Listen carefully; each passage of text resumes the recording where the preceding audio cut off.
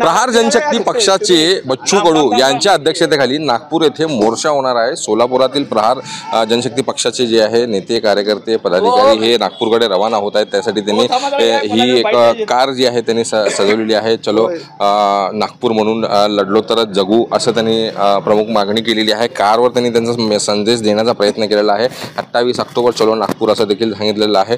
आणि शेतकरी शेतमजूर दिव्यांग मच्छीमार मेंढपाळ यांचा महाएल्गार जे आहे नागपूर येथे 28 ऑक्टोबरला होणार आहे। प्रहार जनशक्ती पक्षाचे शहराध्यक्ष आहेत। काय सांगाल भाऊ तुम्ही ही कार वगैरे रंगवून निघालेली? उद्या 28 ऑक्टोबरला महाएल्गार जो होणार आहे त्याच्यात शेतकरी शेतमजूर मेंढपाळ असतील मच्छीमार असतील दिव्यांग असतील, दिव्यांगांना 6000 रुपये मानधन मिळणं हे फार गरजेचं आहे। शेतकऱ्यांचा सातबारा कोरा होणं गरजेचं आहे। शेतकऱ्यांच्या मालाला हमी भाव मिळणं गरजेचं आहे। या सरकारला सांगून आदरणीय बच्चूभाऊंनी सांगून पूर्ण महाराष्ट्र पिंजून काढला तरी सुद्धा या शेतकऱ्याला जाग येत नाही। फक्त हिंदुत्ववादावर बोलणाऱ्या लोकांना सुद्धा मी आवाहन करतो, त्यामध्ये जर पडळकर साहेब असतील किंवा नितेश राणे असतील, हिंदू म्हणून हिंदू शेतकरी आहे त्या शेतकरीसाठी तुम्ही कधी उभारणार? शेतकऱ्यांचा सातबारा कोरा करावा म्हणून कधी उभारणार? शेतकऱ्यांच्या मालाला हमी भाव मिळावा म्हणून कधी उभारणार? तर मी आपल्या माध्यमातून त्यांना आवाहन करतो की खरं तर तुम्ही न सांगता एक शेतकरी जात धर्म पंथ पक्ष सोडा आणि शेतकऱ्यांशी नातं जोडा। या माध्यमातून मी आपणाला आवाहन करतो, आपण खरंच न बोलवता या शेतकऱ्यांच्या मेळाव्याला उपस्थित राहून की बाबा आम्ही सुद्धा तुमच्या शेतकऱ्यासाठी आणि शेतकरी म्हणून इथं आलेलो आहे असं जर म्हटलं तर बरं होईल। कारण फक्त जातीवाद हा जातीवाद असतो, जातीवाद करणं गरजेचं नसतं। सर्व जाती धर्मात शेतकरी आहेत, जास्तीत जास्त शेतकरी हिंदू आहेत, तर हिंदूंच्या बाजूनी हिंदू शेतकरी म्हणून आपण उभारणं हे फार गरजेचं आहे। उद्या 28 तारखेला जो मेळावा होणार आहे त्यामध्ये मच्छीमार असतील, मेंढपाळ असतील आणि आमचे दिव्यांग बांधव असतील, आमचे प्रहार जनशक्ती पक्षाचे पदाधिकारी असतील, कार्यकर्ते असतील, दिव्यांग बांधव असतील, राजू शेट्टी साहेब असतील, राजू शेट्टी साहेबांची स्वाभिमानी संघटना असेल, प्रहार जनशक्ती पक्षाची पूर्ण बच्चूभाऊंच्या अध्यक्षतेखाली टीम असेल, जानकर साहेब असतील, असे अनेक सगळे शेतकरी नेते, खरंच शेतकरी म्हणून उभारलेले नेते उद्या या महाएल्गार मेळाव्याला 28 तारखेला नागपूरमध्ये आम्ही तिथं जाणार आहोत। सोलापूर शहर असेल, जिल्ह्यात असेल, इथून 100-500 लोक, आमचे काही 5-25 ट्रॅक्टर असतील, एक 5-50 गाड्या असतील, टू व्हीलर असतील, काही SCने येणार आहेत, काही रेल्वेने येणार आहेत, अशा सगळेजण मिळून आम्ही उद्या त्या मेळाव्याला हजेरी लावणार आहोत। आणि जोपर्यंत आमचा सातबारा कोरा होत नाही, शेतकऱ्याला न्याय मिळत नाही, तोपर्यंत आम्ही तिथून उठणार नाही। मी या माध्यमातून महाराष्ट्र शासनाला देवेंद्र फडणवीसांना सांगतो, अजितदादा तुम्ही इलेक्शन पूर्वी केला होता वादा पण तुम्ही विसरून गेलात। एकनाथ भाऊ शेतकरी आमचा म्हणतोय सध्या मी कुठं राहून काय खाऊ याचं उत्तर आहे का तुमच्याजवळ?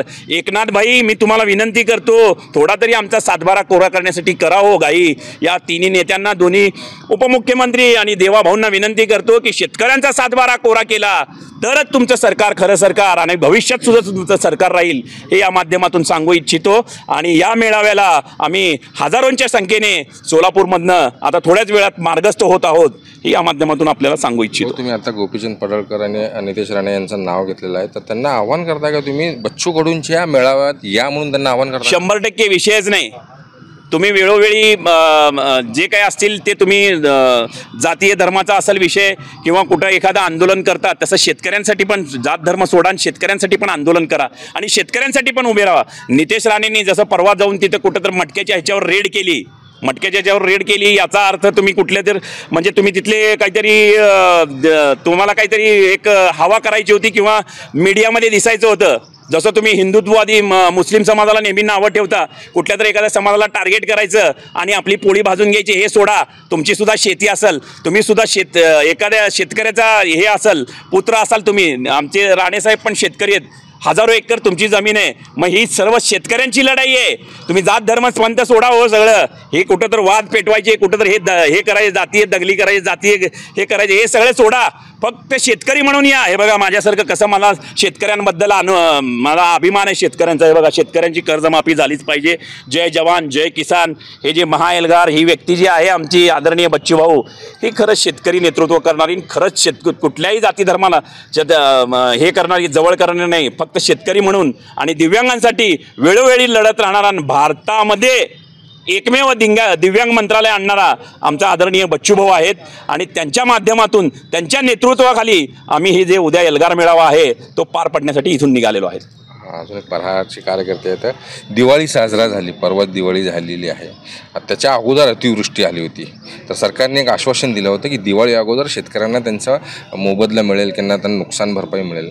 काय झालं, काय तुम्ही पाहणी केली का, मिळालं का शेतकऱ्यांना? कसं आहे, सरकारने जाहीर केलं त्याच्यामध्ये 3 गट पाडले, 18,000, 20,000, 30,000 असे काहीतरी गट पाडले. पण अद्यापर्यंत दिवाळी झाली, पण अद्यापर्यंत शेतकऱ्याची दिवाळी काळी झाली. अद्यापर्यंत शेतकऱ्याच्या खात्यावर पैसे पडले नाहीत. लाडक्या बहिणीची तशीच अवस्था आहे. लाडक्या बहिणीला सुद्धा आमिष दाखवून इलेक्शन जिंकलं, पण आता लाडक्या बहिणीचा सुद्धा पत्ता KYCच्या माध्यमातून सरकार कट करत आहे. फक्त आपल्या माध्यमातून या महाराष्ट्र शासनाला आणि देवाभाऊला विनंती करतो, शेतकऱ्यांचा 7/12 कोरा करा. तुम्ही एक इलेक्शनमध्ये सांगितलं होतं 7/12 कोरा कोरा कोरा, तुम्ही कधी कोरा करणार आहेत? आणि दिव्यांगांना 2 डोळे नाहीत, हात नाहीत, पाय नाहीत, अशा लोकांना तुम्ही 2,500 मानधन देता. 6,000 मानधन द्या ना. 6,000 मानधन मिळावं, शेतकऱ्यांचा 7/12 कोरा करावा. यासाठी माननीय बच्चूभाऊंच्या उपस्थितीमध्ये उद्या नागपूर येथे महाएल्गार मेळावा होत आहे.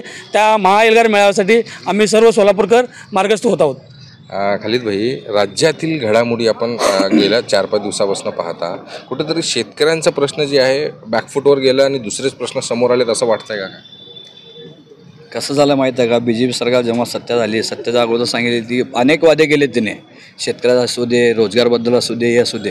हे लोकांनी काय केलं आहे, लोकांची दिशाभूल करण्यासाठी एक मुकाट कुत्रे सोडलेले आहेत, जेणेकरून धर्माच्या नावानं हिंदू बटेंगे तो कटेंगे असे बरेचसे असे मुद्दे घेऊन त्यांनी मुकाटपणानं सोडलेले आहेत. जे अनेक प्रश्न जे लोकांना जे समोर डिस्प्ले जे दाखवतात ते दुसरंच आहे. पाठीमागचे जे अडीअडचण आहेत, रेवाचा रोजगार बघू दे, तुम्ही जर बघितलं तर रेवा पूर्ण रस्त्यावर आलेले आहेत, पूर्ण रोजगार राहिला नाही महाराष्ट्रामध्ये, शेतकरी मराला आहे, दिवसांदिवस आत्महत्या शेतकऱ्याची वाढत चाललेली आहे. तर अशा परिस्थितीमध्ये साहेब बच्चूभाऊचं तर असं आमचा नेता आहे, रात्रदिवस शेतकऱ्यासाठी काम करत आहेत, त्यांना तर पूर्ण तुम्ही बघितलं आहे. तर हिच्या अगोदर एक 4 महिन्याखाली भाऊंनी आंदोलन केलं होतं, तेव्हा म्हणले की आम्ही शेतकऱ्याचा 1 महिन्यात निर्णय घेऊ, शेतकऱ्याचा 7/12 कोरा करू. काही झालं नाही. तर हे सरकार अपयश ठरलेले आहे, तिन्ही सरकार अपयश ठरलेले आहे. तर आपल्यासोबत होते प्रहार जनशक्ती पक्षाचे नेते कार्यकर्ते यांनी राज्य सरकारवर सडकून टीका केलेली आहे. महाराष्ट्र टाइम्सचा इरफान शेख, सोलापूर.